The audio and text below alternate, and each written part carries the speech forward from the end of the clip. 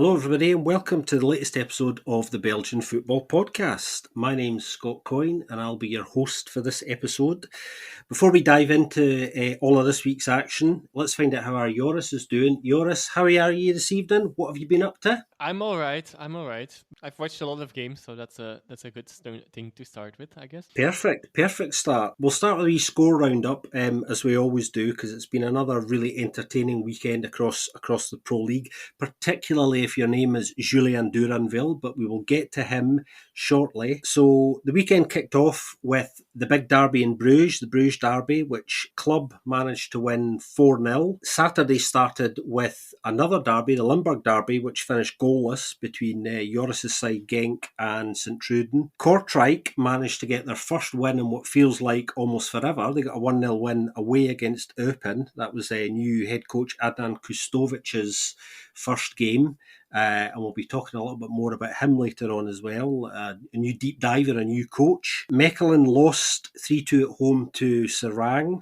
Standard Liège managed to get another win, their first back-to-back win in just over a year, actually, winning 1-0 at home against Oostende. Anderlecht and Leuven drew 2 each in what was quite an entertaining game. Antwerp won again, 3-0 at home against Westerlo. Charleroi won 2-1 at home against Ghent, and in the late game last night, as of recording, Union Saint-Gilloise won 3-1 at the Regenbogen Stadion against Zulte Waregem.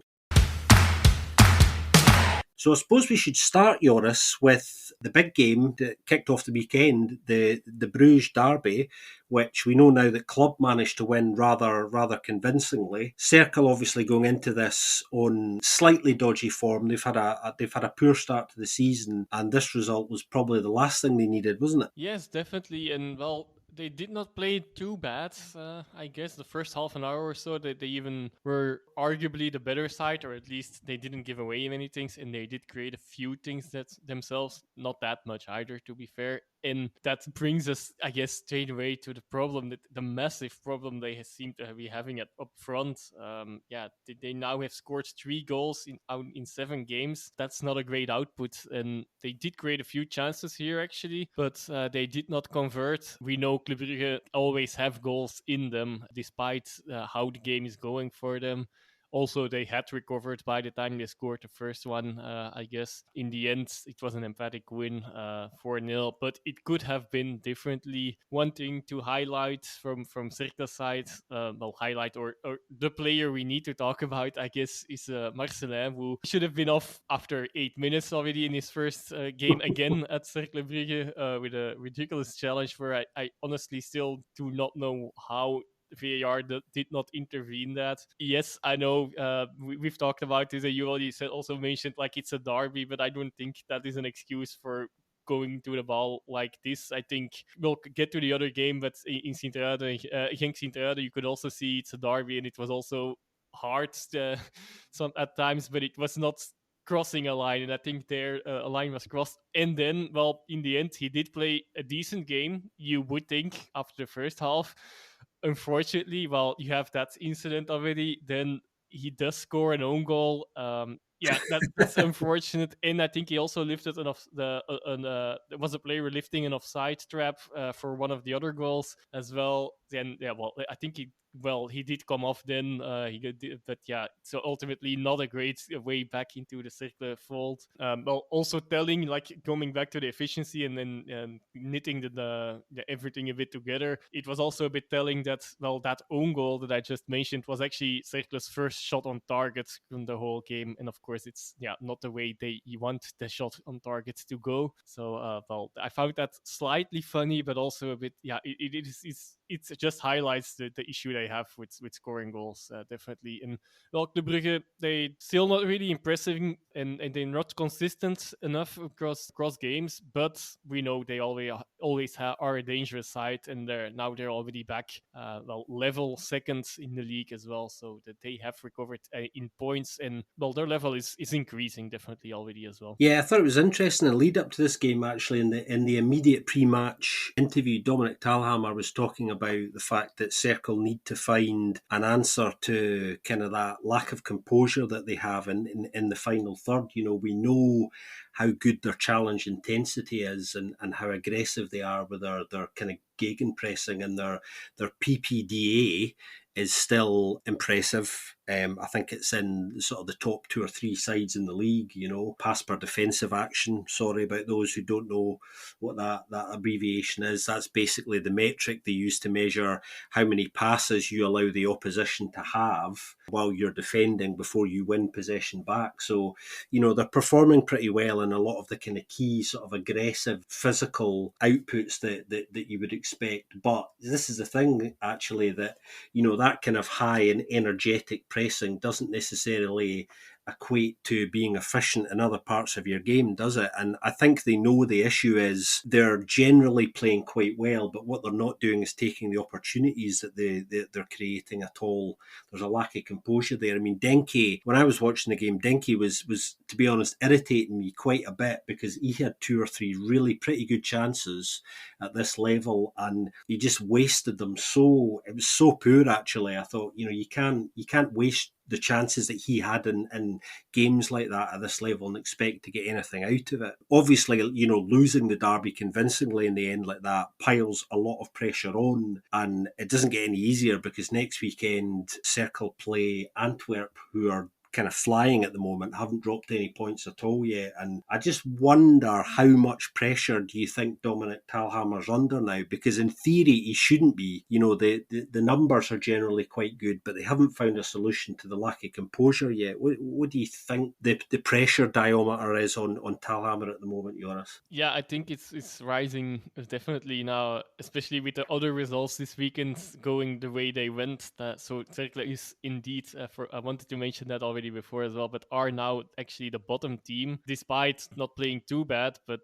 well, not converting is the big issue. Like like I mentioned, 3 goals in 7. Yeah, that's not going great. And indeed, the prospect of playing Antwerp, is not the one you like to see now. I think for now he should still be fine, but it might change quickly if results next week and also go in a bad way for them. I think then his seat might become quite hot. Yeah, I agree with you. I think circumstances are kind of conspiring kind of against him in some ways at the moment. And I think the next couple of weeks are certainly going to be really, really important for Cercle.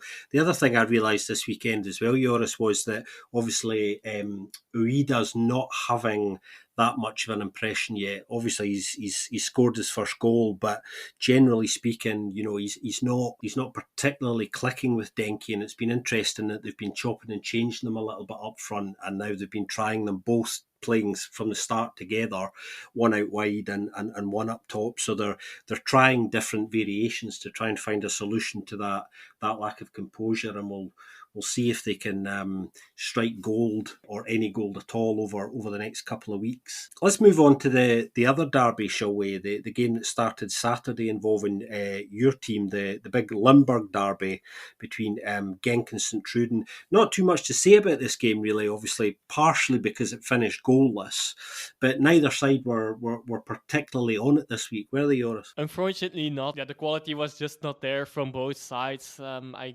had the feeling Genk started a bit wary, very wary, and adapted a bit to Sint-Truiden's play too much in the first half, and they were not flying into it, which is normal maybe, because we all know that Sint-Truiden is a team that can defend and can catch you on the break. And at the same time, Genk has been showing some vulnerabilities there. Yeah, they have been starting maybe a bit too cautious. Despite that, I guess there were a few chances. Spain still probably should have converted one.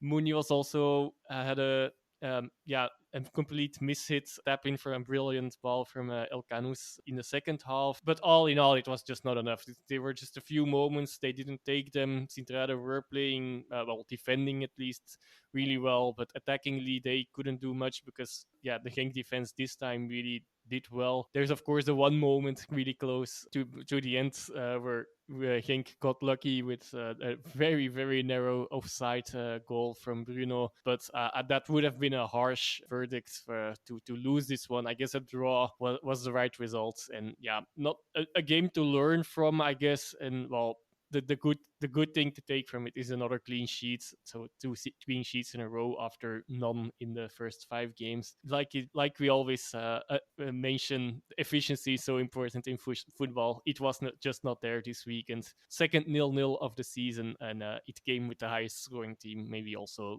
worth mentioning. So good job from Sint-Truiden. Yeah, I think it's one of those weekends, isn't it, where, your side have been playing really very well over the last 2 or 3 weeks in particular. I think that it's quite difficult to maintain that level. And the interesting thing about this game, I thought, was there was plenty of, clear-cut opportunities created by Genk, but they weren't able to kind of take any of them. So maybe one of those where things are balancing themselves out kind of slightly. I think from St Truiden's point of view, I think that's them now on their longest ever unbeaten run away. It's something like 13 games or something now they're unbeaten away. If you tag on the end of last season as well. So 10, I believe 10. 10. I was going to say, that's quite an impressive stat in itself. Obviously that's, from results tagged on from the end of last season too, because we're still early days into the new season, but that's very encouraging for them. And as we keep saying, yet again, actually, we feel like we're saying it every week in relation to St Truiden, a difficult side to beat, actually. They are a difficult side to beat. And I was worried that, and it's still a bit of a concern I have about them, is just, I think they need to keep that squad fit.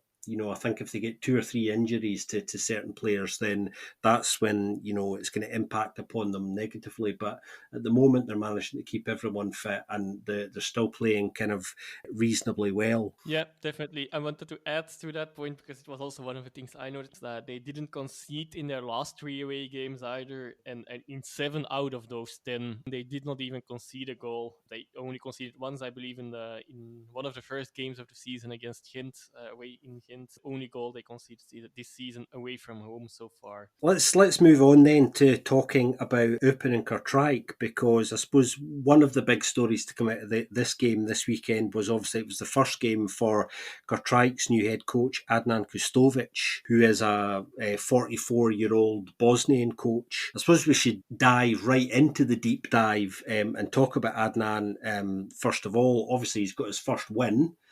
So he will be happy, as will Kortrijk, because you can't ask for much more than that. But in terms of who is Adnan Kustovic, well, he's no stranger to Belgian football, actually, because as a player, he spent some time kind of in France when he was younger with Le Havre and Amiens. But in terms of his Belgian footballing career, he had spells at Mouscron, got 103 appearances for them, 42 appearances for Ghent, 41 for Beerschot in a previous incarnation, and 54 appearances for Tournai, who are obviously now in the amateur divisions.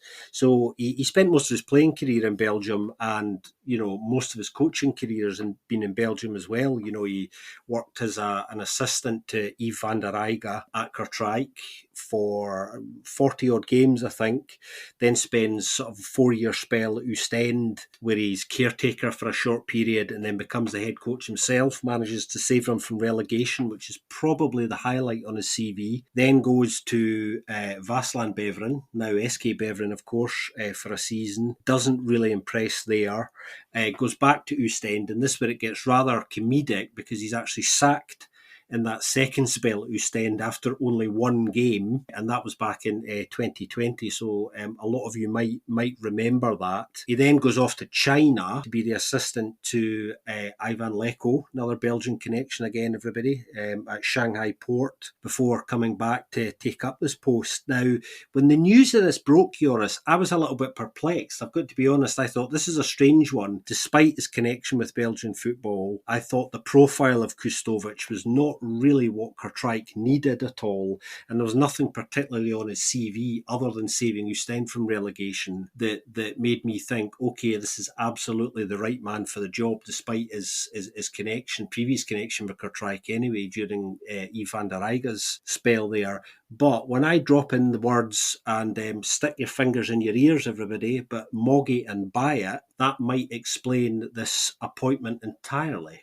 I guess we will have to look into that in that corner. I'm also not at all convinced by his coaching abilities necessarily. So I'm not sure if they did get the appointment right here. But yeah, Kortrijk have some more players as well that have been linked with Bayat. Actually, Belosini is also closely tied to Bayat. If I'm not mistaken, he's very linked to Bayat, so it might be coming from the same again. I'm just not very convinced at all. Yeah. But we'll see. He won his first game now, so that's a good start, definitely. They needed that for sure. Yeah, it's an interesting one. I think it does pose more questions than it answers, and we'll see how they get on over the coming weeks.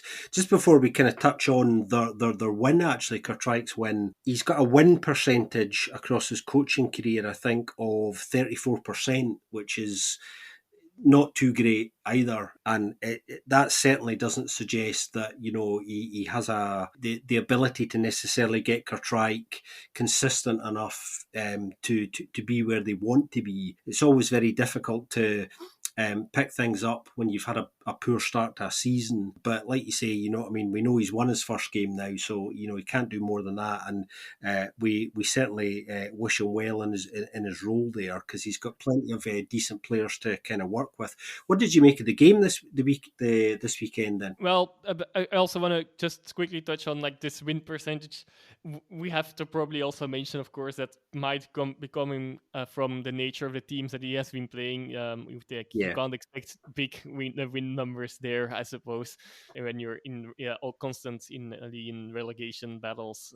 But about the game, then it was not the best game at all. I believe Eupen played in the beginning quite well, but they gave away a few things at the back where Kortrijk already should have scored. 2 times they went to Moser. One of them was with Messaoudi, but I'm not sure with the second one or with the other one. But they where they could go 1-on-1 to Moser, and they just really ran into him. Good, well done by him, but he should not have had a chance, to be honest. So he took his chance there, but it was in the end not enough. Kortrijk in the second half. I didn't completely watch this game there, but as far as I could make up, Kortrijk had a few chances, Eupen had a few chances, and in the end it was Kortrijk finally, I think deservedly, all in all, scored one via Mbayo, and they did to Eupen what Eupen themselves did to Westerlo last weekend, scoring in the final 10 minutes. And grabbing the 0-1 away win. I can't make that much about this game. I didn't pay that much attention to it, but I had it in the background somewhere. But a good win for them. And Eupen, they also are still looking for consistency. Yeah, I thought it was interesting that Fayez Selemani had been dropped and Felipe Avenatti started. I wonder if that's a sign of just a change to the way that Kortrijk are going to play in the coming weeks. Eupen, on the other hand, obviously, like you say, I think you're right. They're searching for a degree of consistency, and they've had I suppose. Yeah, I can describe it as a slightly wild start to the season. Obviously, they had that great win over Bruges in the opening weeks as well. And it's funny, isn't it? Because games like this one at the weekend there against Kortrijk, these are the games that Eupen are really going to have to win if they're going to have a chance of staying up. We've talked about that before. Obviously, they've already lost now to Kortrijk, who are going to be in and about them. I think that's fair to say.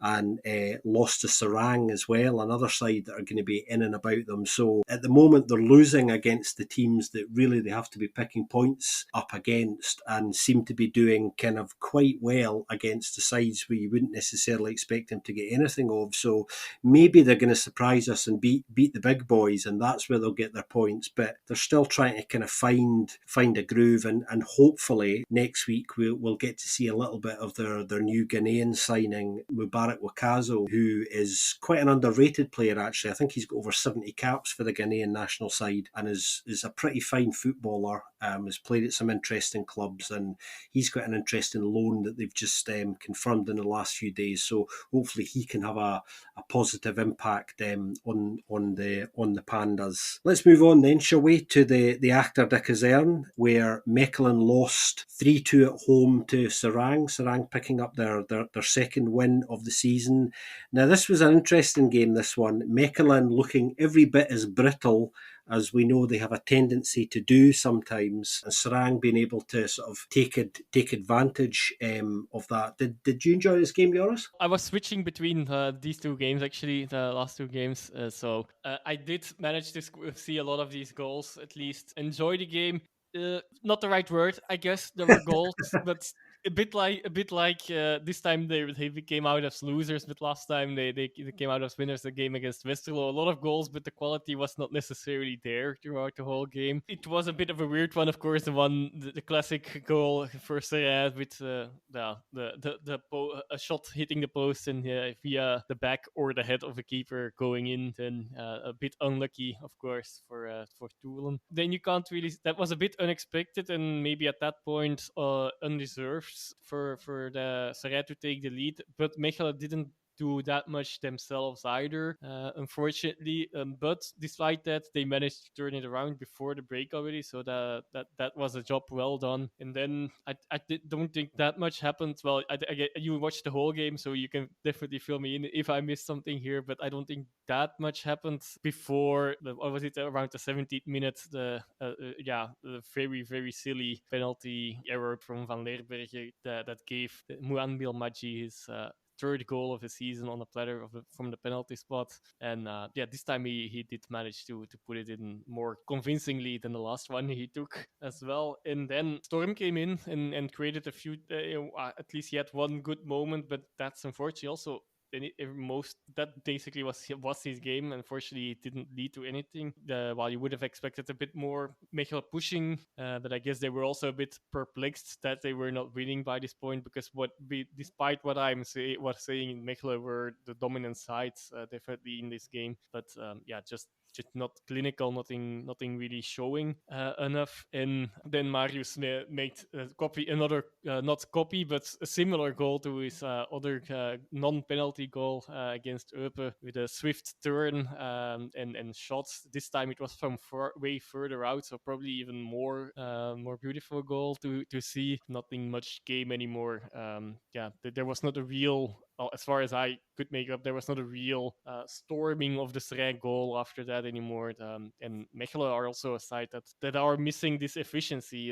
This can be illustrated in their strikers' goals at the moment as well. They are scoring enough goals, as you could see. They scored 2 here, that's fine. They scored 5 even. I think no other team has managed to score 5 this season. But from their mostly starting strikers, it's Ngoy that has scored 1 goal, and that's it. Luckily for them, other parts of the team still score, and there was the debutant striker that scored twice. Lovely old Milan Robrechts. I was hoping we might have seen a bit more of him after that fantastic debut, but perhaps they don't want to put too much pressure on him. I think from Seraing's point of view, I think the fact that Marius Muandomaji now has got 3 goals so far this season, they will be probably very quietly encouraged by that. 4 even. 4, sorry, yeah, 4 goals, my mistake. They'll be hugely kind of encouraged by that, and although that puts a bit of pressure onto him to make him the main man, which he's obviously decided he is already, I think that's a huge positive for them. Mechelen's still quite imbalanced, I think. Obviously they've got injuries. Storm's not 100% fit. Marabti's going to be out sort of long term. Cook is still injured as well. I think there are, I was talking last week about how I now expect him to have quite an inconsistent season for a number of reasons. So they're going to be pretty up and down, which this game definitely exemplified. So it'll be interesting to see how they perform once some of those players kind of start to come back later on in the season. But they're definitely still searching for the right blend. And this is a game that to lose this game generally is pretty poor, I think, especially considering that they'd turned the game around.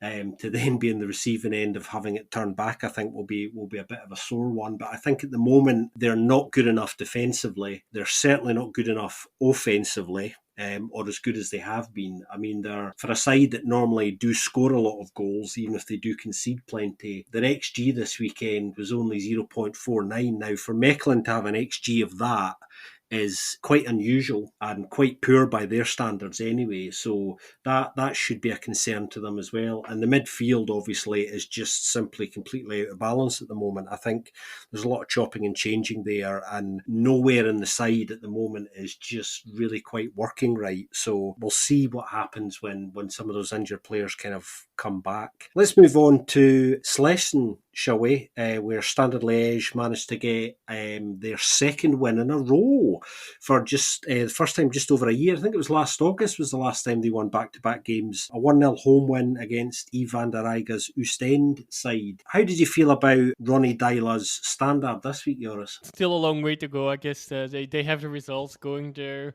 way, and all in all, I guess they deserve this win. On the other hand, yeah, they are both teams here are still actually lacking efficiency.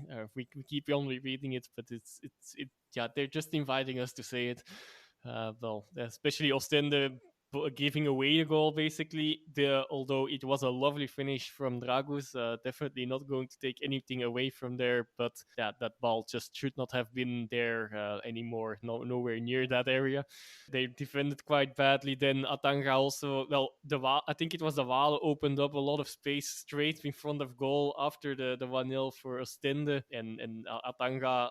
Unfortunately, just shot straight on Voldar instead of trying to put it in a corner. Either corner would have sufficed from that space, I believe. Also, a good save from Bodar, but it was coming straight at him. And yeah, in Ostende were looking tempting, but they just lacked the goals. And the same could be said for Standard at a number of occasions as well, though. So I guess we came for Standard in the stage that we also should say for them. These are the games they need to win, and yeah, they did, and now twice in a row. Indeed, we can say that, so that they're on a good track. So I guess they're on track for a relatively stable season in a way. Not expecting them really high up on the table, but with what they have, they are grabbing the points they need to take. So it looks like they will be going on for an okay season, but I'm still cautious to say that though, because all in all, it's not that their performances have been, as you would also not expect from them at the moment, I guess, but are not being very exciting, and they definitely will need a lot of time. But for this season and this game, this kind of games, it will be important to win this kind of games, and they did. So well done in Ostende. They are now on 4 losses in a row, and they still played quite well. They're a bit in a similar situation as Cercle, to put it shortly, I guess. Yeah, I think Standard's season is going to be one of kind of trying to battle to find margin wins like this one. And last week, obviously, when they got the points against Kortrijk, we know about the long-standing issues at the club, and I think the changes that have been made inside the club are small but significant things, like, you know, slimming down the squad, getting the wage bill down, trying to bring in a couple of players who maybe have the right character about them as well. You know, small but significant things, I think, which can, over the course of time, they can build upon. And I think getting their second win in a row, although shouldn't be seen as massively significant, I think what's interesting about it for me is not only have they not done it in a year, but I think it's, you know, it's been able to get 2 or 3 wins together like this that can galvanise a squad just a little bit, and it is something that they need and something that's new to them. So they're going to need to kind of keep doing that. And you're right, you know, games like this are ones where, you know, it's going to come down to a fine margin somewhere. Likewise, you know, for Oostende, this is the sort of game that they will target, you know, as the ones that they would like to get points from as well. And Ronnie Dyla, I think, was just, you know, delighted, obviously, to be able to get 2 back-to-back wins, because that allows them to give them some foundation to build upon in the coming weeks, and hopefully allow those 2 new signings that came in recently, Filippo Melagoni, I think it is, you know, to kind of bed in over the coming weeks. And then obviously they've got a new striker who they're hoping will be able to make some kind of positive difference. It looks like Nicolas Raskan and Salim Amala are going to be around for the season now, you know, and that's hugely encouraging to them as well. What happens beyond that, obviously, we don't know, but you know, they are significant enough in themselves in terms of where Standard might finish as well.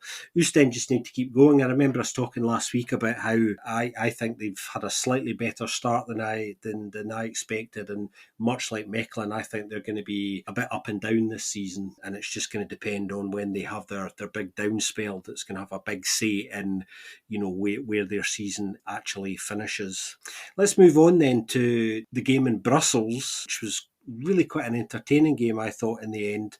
Anderlecht drawing 2-2 against Leuven, and Anderlecht certainly don't have their troubles to seek at the moment, do they? Oh no, definitely they are struggling. Out of their last 4 games, they didn't win one.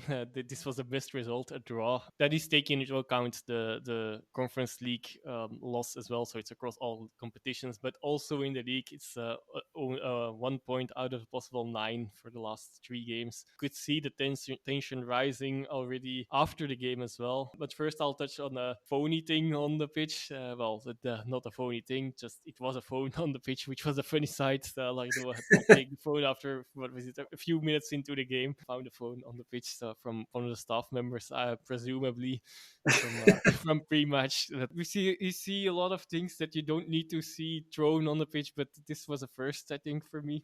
Uh, anyway, then what else is there to mention for Anderlecht? Yeah, there's some circumstances also, of course. The stomach flu hit them hard. With 4 players, 4 young players, Amuzu, Verscharen, Arnstad, and Struikens all out. So it's doing the rounds. So hopefully it stays at those 4 and not other players. Catch the virus, I guess, and that would prove important in another way as well, which I will touch on. Ironically, these are the reason why game changers Ashimero and Duranville, that brought them back into the game a bit more alive. And when they were 1-0 down, maybe I should start talking about that as well. When they turned around slightly the game they were not in the squad list originally, but because of these 4 cases, they were picked, and then they were put as a substitute even eventually, and that did make a difference for them. Not enough though. So like maybe I'll definitely run through the game now a bit more. 1-0 down after a brilliant finish from Torstensson. It's a bit beyond me how he is between 3 players and being the only one. How he can get free. What he does with the ball it was nice. A typical striker goal, I guess you could say, hitting it on the chest, controlling it on the chest, and a one-time finish after that. Yeah, and then Anderlecht were not looking all that great. They were trying. They created a few chances also before that goal already. Not that much. It was all a bit tame, I guess. Leuven had everything under control. Few more break chances which they wasted, and I think a few more shots as well in the end, but nothing too concrete either. But that was from there on, from after getting the lead, that was also more their game plan. And Anderlecht was not really threatening that much. A bit similar to Genk and Sint-Truiden, I guess, to compare. And then in second half, the same actually was the case until aforementioned Duranville came on and scored a very nice goal actually from outside the box and standing position, hitting a ball powerful enough to go into maybe not really in the top corner, but at least well enough in a corner. That's the most important, and quite high. So it was a nice finish anyway. And scoring his we have to touch on this guy. I'm sure if I don't, you will. Scoring his second goal of the weekend and also of his professional career as well in the same weekend, because of it's the whole story. I'm telling it a bit in a quirky way, maybe, and have cut some corners before. But he was playing with the under 23s on Friday in the Challenger Pro League, and he scored his first professional goal on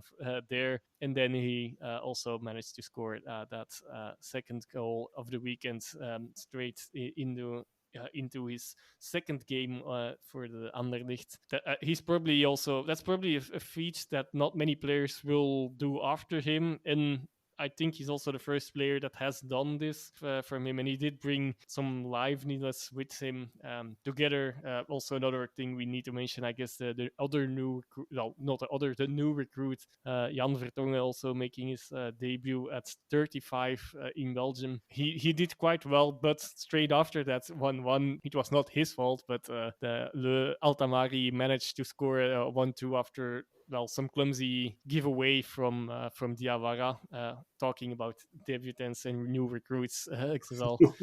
I guess he was playing quite well up to then, but he was not expected to really be playing that quickly either. And by that time, at that stage of the game, I think it was around 70th, 75th minute, he misses some match rhythm for sure. So he should probably have been subbed off as well. Ultimately, Silva scored from a ball more or less falling into his feet by chance in a good position, but a very good finish as well, though. So nothing to take away from that. There were a few things to mention from after the game as well, though.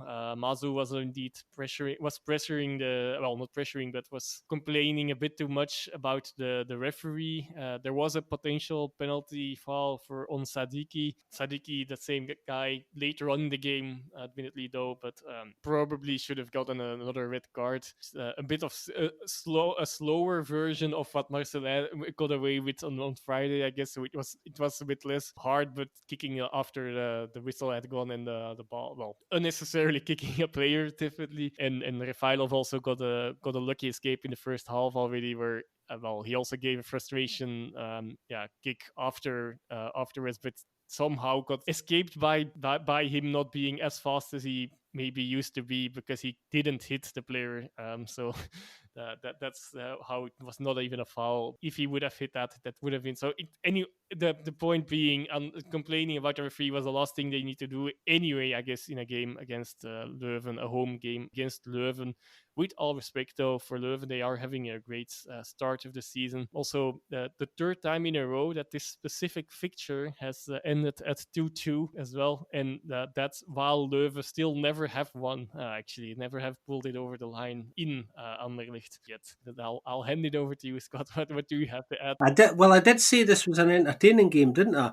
Do you know Julien Duranville? Just to come back to him for a minute. I mean, that's an incredible story, and for me, it's the story of the entire weekend across Belgian football. You know, the idea that this 16-year-old, I think he is still 16, Definitely. you know, can play for the young Anderlecht, the under-23 side in the Challenger Pro League on the Friday night against Molenbeek in another Brussels derby, of course, score there, and then come on as a substitute for the last 25 minutes on Sunday for the senior side, and to score a lovely goal. And it was a great goal, actually. He scored. It's just extraordinary. And as Joris was saying, I don't think this is something that's going to happen terribly often, if not again. And what a kind of start to your career, though, as a footballer. You know, we were talking about Milan Robrechts a little while ago, about his debut for Mechelen a couple of weeks ago, where he had that extraordinary debut. This is equally extraordinary, but in a very different way, and just an incredible story. And I'm surprised that more people haven't actually been talking about it, which is one of the reasons why kind of obviously we wanted to. And I'm sure you'll remember this week for a very, very long time. Anderlecht, actually, you know, because they've dropped some points recently, and a little bit of pressure has appeared out of nowhere, because generally they've had kind of a pretty good start and people were feeling, on the whole, kind of quite good about things because they were winning despite concerns about the playing style. All of a sudden, this anxiety starts to kind of feed into the play, and they lose composure. You know, their efficiency drops, and they were playing with a lot of anxiety and trying to force the issue in this game for kind of understandable reasons. But often you need to kind of try and relax, because forcing the issue is never really a great sign. Leuven, on the other hand, were everything in a way that Anderlecht were hoping to be, and that was kind of composed and kind of quite efficient, and probably did deserve the win for that reason. Anderlecht, much like their game last weekend, having a lot of possession, a lot of good passing and movement, but very little end product. And it's interesting, some of the comments afterwards, Zeno de Baas saying they just need to kind of keep their head down and keep working hard, and they will find a solution to what's going on in the camp at the moment. And it'll be interesting to see if they can do that. I thought Felix Mazu was looking really, really concerned, not only just during the game for obvious reasons, but afterwards. You know, there was no real signs of relief in his part either. I think he was aware that the issues that have been present for the last 2 or 3 weeks are still there, despite the large number of changes which may or may not have been enforced upon him this weekend for various reasons.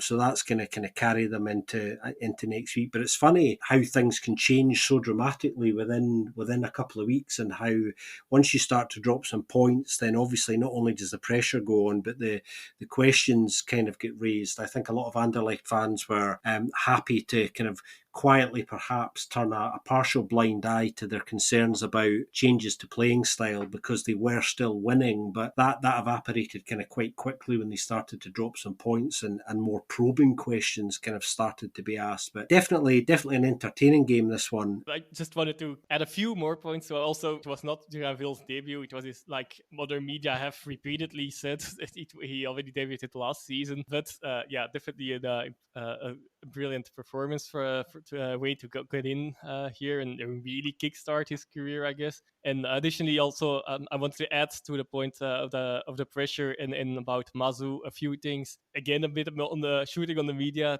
10 days ago or so, literally 10 days ago, I think there was an article that he had the best start of any Anderlecht manager had in I think this That's right, century. yeah. So since 2000.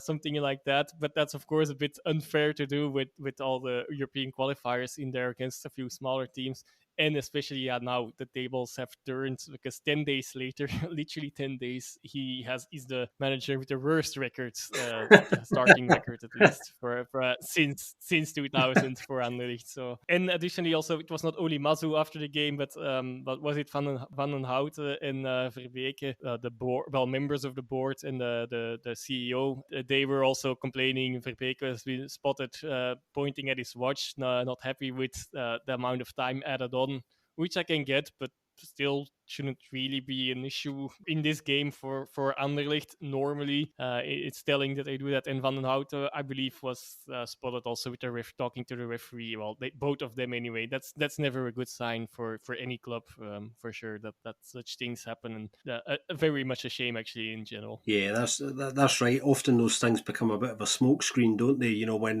When there are other issues perhaps on the pitch, a little bit of drama off it and around it is often kind of helpful as a bit of a distraction. Sometimes a bit of drama off stage. Speaking of sides at the top or near the top, why don't we go right to the very top next? The Bossel Stadion. Antwerp won again, everybody. 7 wins on the bounce now since the start of the season. A 3-0 home win against Jonas de Rock's Westerlo. I thought this was a kind of a pretty easy home win, really, Joris. I didn't think Westerlo offered very much. I thought they were pretty poor.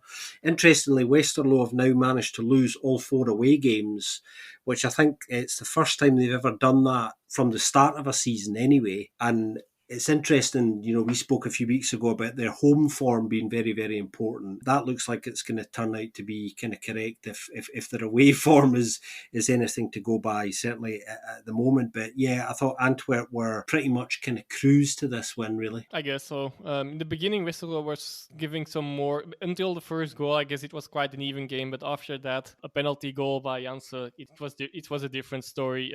But good win from them. Talking about Janssen, he was talking about 10 days again as well. 10 days ago, he still was at 0 goals, I believe, and now he had 4. Well, no, for sure. And now he has 4 in 3 game days in 1 week, so in 7 days actually, from Sunday to Sunday. What else? There was a nice real Dutch goal, I believe, in it as well. The nice build up for Miyoshi's second for a goal. So the second one was had started by 3 consecutive different Dutch players in real newcomers, things in Janssen and Ekkelenkamp in the build-up. There are also 5 points clear at the top to get a bit more to the bigger picture with Genk dropping points, and you have a margin of 1 game. And this is the 7 victories in a row. I believe, the best start the Antwerp have had since 1930.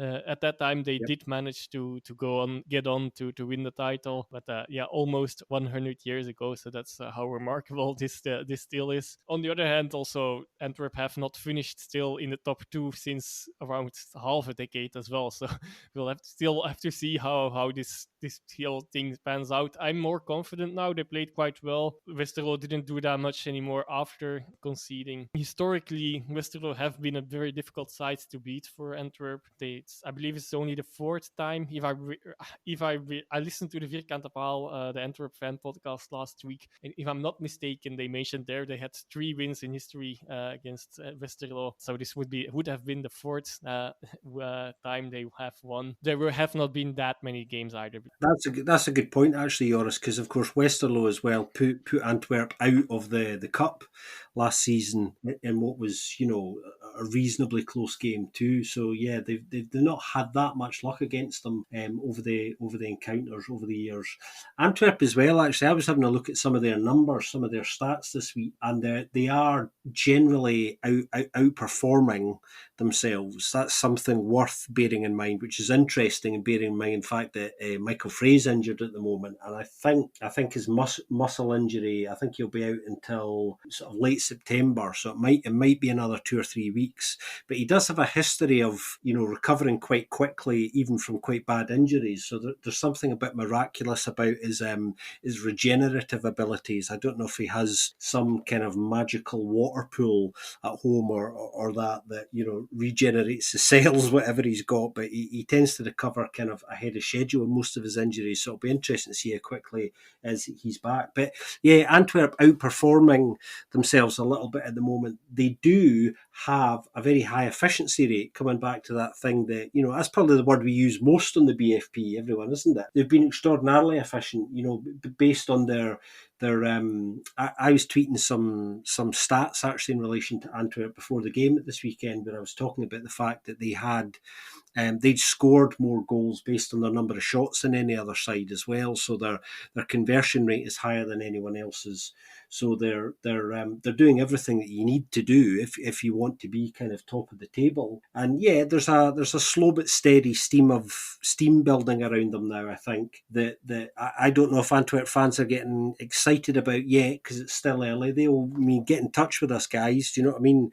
And tell us how you're feeling about things. Are you feeling more optimistic, as Joris was saying, that maybe this could be the year based on what we've seen in the early stages? I thought as well, Joris, I don't know, I thought Calvin Stengs had quite a good game, as well. He impressed me a bit, and Janssen, as you were saying, is kind of exploded all of a sudden from nowhere, which I suppose was what he was hoping would happen eventually. Luckily for Antwerp, it appears to have coincided with Michael Frey's injury as well, which was always going to be telling, because I think all of us thought when that happened, okay, what's going to happen now?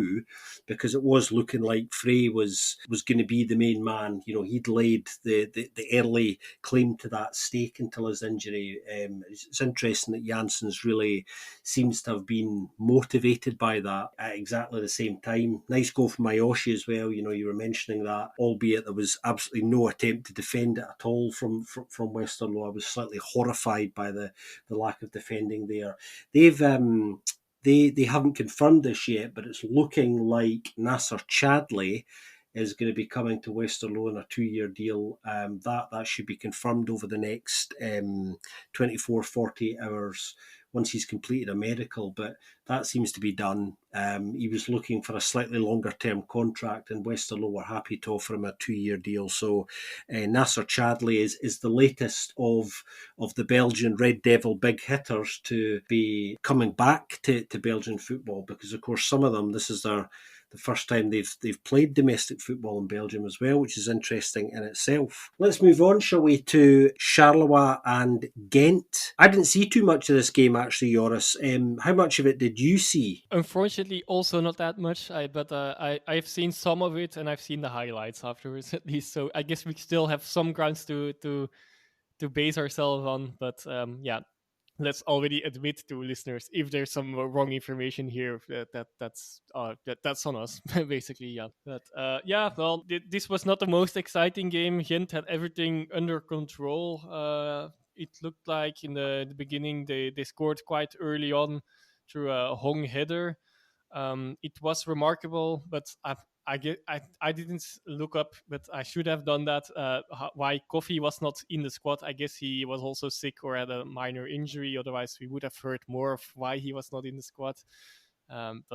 So Patron was keeping. Then Gent had another big chance via Samaze, who probably should have scored, but hit the bar instead. And that was the start of some unfortunate events for Gent. So that's starting with that. Then second one was Ngadeu playing it, giving away a stupid ball. Where Charleroi easily could intercept and playing out from the back gone wrong, which we have seen a lot, not only in Belgium, but in a lot of leagues, but also in Belgium, definitely going wrong. And then very quickly, Morioka, of all people, with a header. So that was to equalize, bit like the first goal in the end, I guess. And that was the second part. And then the third part, Okumu very much overreacting to well, it was funny to hear Van Hazenbroek's reaction afterwards as well. Definitely, he was fuming about all of these things, not scoring. Fuming. He was there. He was more like he probably should have scored. He was forgiving still, but with Okumu, he was quite unforgiving in his in his words. Well, despite he tried to keep it diplomatic. He's my friend, and I like him. But yeah, in this situation, I can't really defend him because he overreacted, grabbing Mbenza by the throat. Granted, Mbenza should have gotten a yellow card there as well, though. But for some pushing in the back being a bit very irritating for Tuokumu. But yeah, the reaction was of course out of bounds. It was interesting, wasn't it? I was going to ask you how you feel about the red card because obviously, Charleroi managed to get themselves level just a couple of minutes before that, and then obviously there's the red card, which is silly, completely needless. You're right; it's an overreaction, an aggressive overreaction. Where he gives them a shove essentially out of nothing, gives the referee an easy decision to make, and that for me is the turning point in the game because up to that point, obviously Ghent are leading. It comes back to 1-1, and then within a couple of minutes of that, you lose Akumu, and the game changes there after that. So yeah, I can totally understand Van Huyzenbroek's irritation. Probably is the right word at that. I would feel exactly the same. It's that thing about being in control of a game, being pegged back, and then the game kind of falls away from you almost through your own lack of discipline, I suppose, making yourself things hard on yourself. Important win this for Charleroi, I think.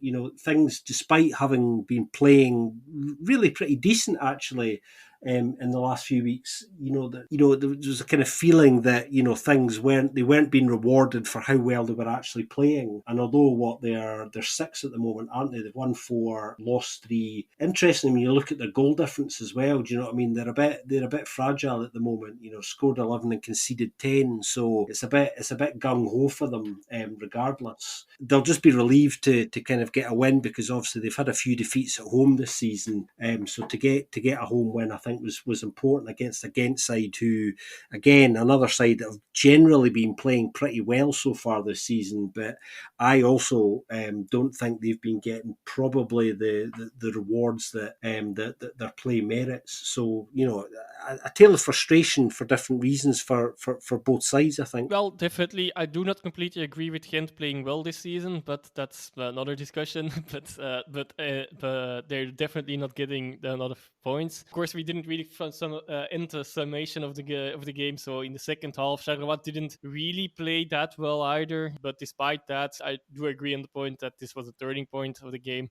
Gent didn't do anything anymore, and ultimately Zorgan managed to put the 2-1 in the net to win it for Charleroi. As you mentioned, first win for Charleroi at home ends Gent's streak of 13 away games. So maybe it's Sint-Truiden, and that's where you might have gone wrong if that was wrong. 13 away games that they were undefeated. Also the first win from Charleroi at home against Gent since 2018. So that had also been a while. On Charleroi, I have to say I do find them a lot less attractive than last season generally, but maybe that's also at times of the game. Like they're not consistent enough attractive. They have pre-racing games that they are, like last week against Club Brugge, the first 20 minutes, maybe 20, 25 minutes, but then they completely shut off. That looks a bit weird.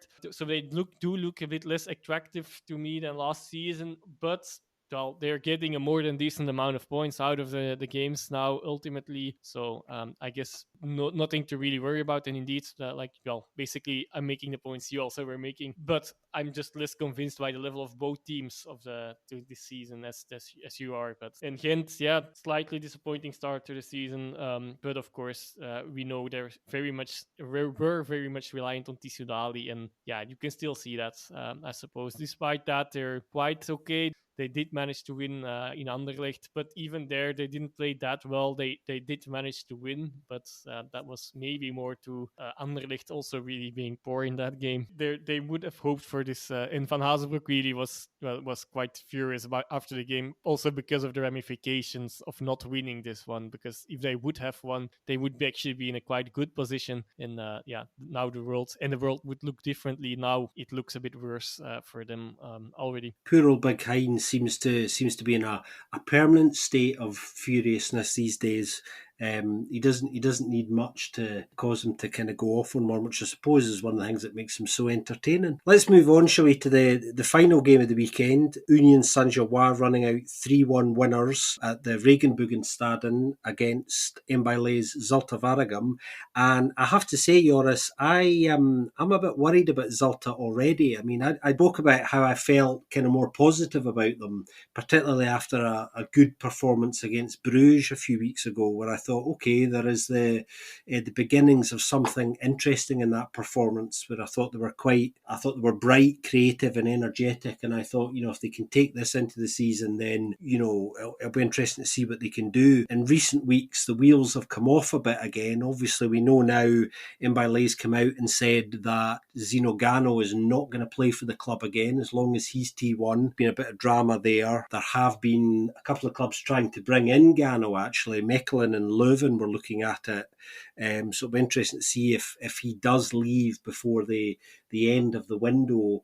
Or whether he ends up in footballing obscurity for the rest of the season. But this was a fairly straightforward win for Union, who, as we know, tend to create a lot of chances, and they were able to take them.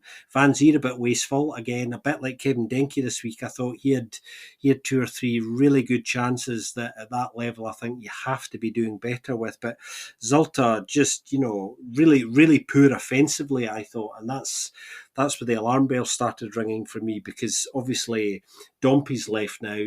He's gone to Hamburg. He was an important player for them. Gano's obviously out of the picture, which puts a lot of pressure onto Jelle Vossen, and I'm not sure he can score the same amount of goals he has done over the last few seasons without the support of players like Gano and Dompe, who are really important to their system. Yeah, I agree. And I wanted to add another, well, I don't know, a question mark. I wanted to put it more in the background of what I was going to say here. But Stan Braam scored his first goal, but which is a great feat, another nice story, of course. But on the other hand, is it not worrying that he's in a way worrying for the team that he has not having that much trouble with adapting to his team's level, and it seems a good addition to that squad. Of course, this could go both ways, but it is something I wanted to throw out there. Like, yeah, it's very good for him, but is it good for the team? Ideally, there should not be that should not be so easy, I guess, coming out of a way lower league even. But good for him though, and it's not only based on this goal, but in the past few appearances he's made, he has not been standing out, but neither has the team, and he has also been standing out in a negative way at all. I also had a few chances before already that he could have scored before this game. Yeah, on Union, quite surprisingly, maybe it was their first away win since last season. They had gained a lot of points away from home. This time it was the first away win, and maybe similar as to Charleroi, what I said before, they do seem, not surprisingly at all, but a bit less sparkling than last season, but still are grabbing the points they need to grab, enough points to actually be in a sub-top position, and for the moment, and who knows, they still are grabbing the points. Yeah, and what else? 2 silly penalties given away, of course, from Zulte Waregem. That does not help.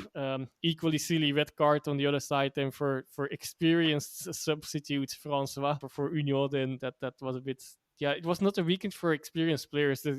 Also, Refailov, to quickly come back there, like he had that one moment, and he also had two set pieces, I believe, where he was caught in offside. Well, after receiving a ball back, so it's not entirely up to him, but also he should know that he would be offside in that position, I guess. But okay, to get back to Zulte Waregem, yeah, the same issues still seem to be there. Scoffing Gano and losing Dompe, so that's 2 of their 3 main players up front from last season. They need to replace these goals somehow, for sure. Despite yesterday they were not great. On the other hand, Union was also not as good as they were, as we know they can be. Yeah, they still make silly mistakes at the back. Like I said, 2 silly penalties given away. If they don't do that, it could have been a different story, but very worrying already again as well, indeed. Then yes, that storyline changed quickly though, over the course of a month. Okay, let's chat Challenger Pro League, shall we? Because there's been plenty of interesting stuff going on in the lower division this weekend. Just in case you missed the results, a roundup as always. Molenbeek drew 2 each with Anderlecht under-23s in the Brussels derby, the game that Julien Duranville scored his first goal of the weekend. Standard Liège 16 drew 2-2 as well with Jong Genk. Club Next lost 2-1 at home to Beerschot. Liers won out convincingly 4-1 at home against Denza. Verton and Dender drew 1 each, and that was Denza's first points of the new season. And Loma lost 2-0 at home to SK Beveren, which was Beveren's first win of the season as well after their poor start. A couple of developing stories actually worth highlighting, I think, or keeping an eye on anyway in the Challenger Pro League at the moment is Liège striker Leonardo Roca has now scored, Joris, 7 goals in 4 games, which is a hell of a start. And if he can maintain anything like that, then Liège are going to go pretty close to something special, I think. That's an incredible start to the season. Likewise, I think it's worth shouting out to Genk's 18-year-old striker, Sekon Diawara. He's got 4 and 4 now, which is a pretty impressive start to the season as well. But you'll all already spotted that, won't you? I have seen that, yes. Well, on Diawara, I have to admit, outside of his goals, he's not convincing that much yet, but it's important. Of course, they need the goals. I want to add one thing, definitely. It was remarkable to see 2 comebacks on Friday. Standard was also leading Young Genk 2-0 at the break. It was a bit against the run of play from what I have seen there, but Genk managed to turn it around 2-2. Also, the 3 most important players for Young Genk all fell out with injuries, hopefully slight injuries. Hans Somers, the manager, sounded confident about that it should be, but about that it should not be too serious. But they did get off, maybe more out of precaution there. But they did manage to fight back for a 2-2 there. And of course, I also wanted to you want to correct your mishap quickly. You said Danza got their first point. Well, you meant Dender. That is all. But it's interesting to see that teams are all over the place. Still can't really make any conclusions yet. Still very unpredictable league. And Dender have managed in the past week, despite only getting now their first point, have reinforced quite big in the last few days as well. Might be worth mentioning. So we'll have to see what these new additions will bring to that squad. Yeah, it's interesting that one you mentioned that because, Dender being the new side to the division, I think we would expect them to take a number of weeks to try and adjust to that kind of step up. From the first amateur division as well. So it'll be interesting to see now that they've picked up their first points or first point. And you're right, I did confuse my Denders and my Denzas. See, it happens in this division as well, doesn't it, Joris? It's not just with Genk and Ghent, which everybody in the Pro League obviously makes that mistake from time to time. We do have this one in the Challenger Pro League now, Denza and Dender, which is quite amusing actually. Yeah, so we know that obviously Liers are setting the early pace now thanks almost exclusively to Leonardo Roca. As I was saying, he's absolutely fired into the top in his own incredible form, striker of the moment in that division. And you're right. I think it's too early to say anything yet. I think there's going to be a lot of chopping and changing, probably right until the very end of the season in the Challenger Pro League. Before we go, we probably should have a little chat about some of the big games coming up during this midweek, because obviously European football returns and it starts on Wednesday evening. Club Brugge kick off their Champions League campaign for this season with a home game against Bayer Leverkusen. How important, Joris, do you think it is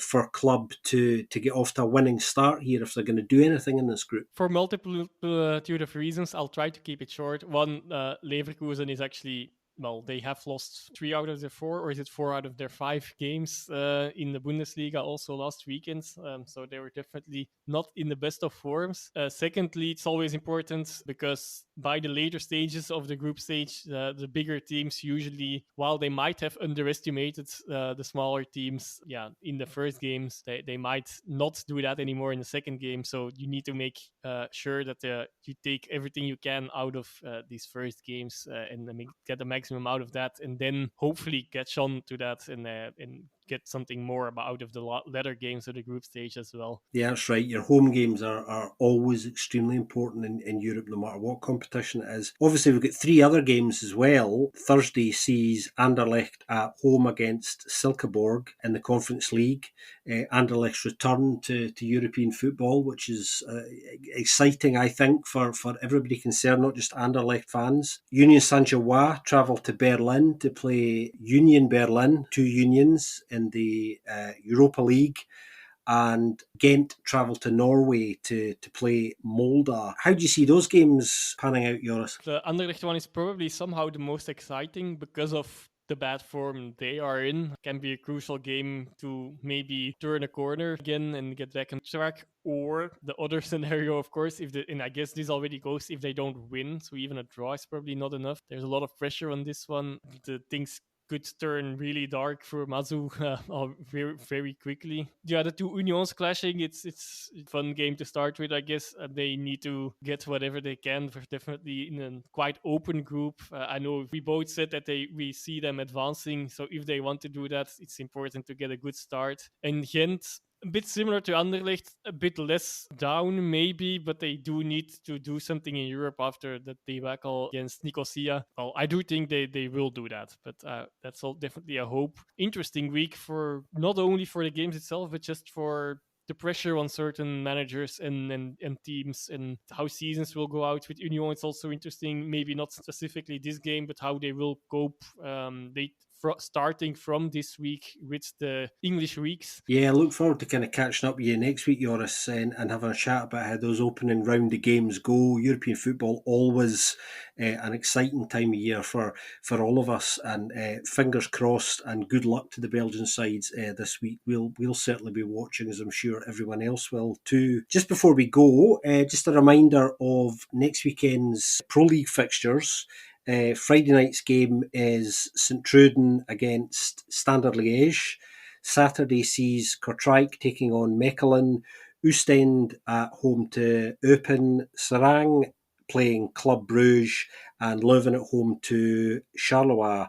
And on Sunday, we have Westerlo, Anderlecht, Cercle Brugge against Antwerp in what is a very big game now for Cercle. They really need to get something out of that, I think. Union Saint-Gilloise return to Parc Duran to play Joris' side Genk in one of the tastiest fixtures, I think, of the weekend.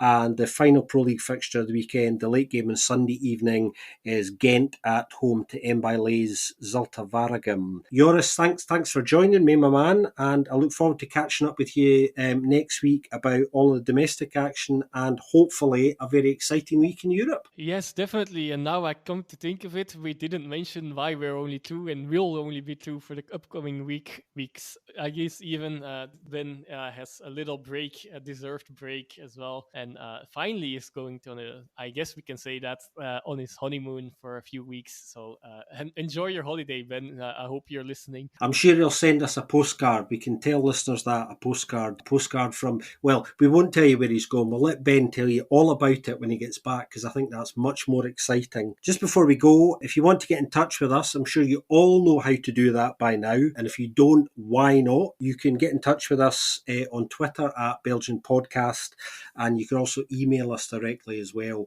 You can also attack each of the three of us individually. You can find me at Scott_Coin, Joris at Joris_Beck, and that's BECQ, and Ben can be found at BenJack94 as well. So that's about all we've got time for this week, everybody. We look forward to seeing you all next week for another episode of the BFP.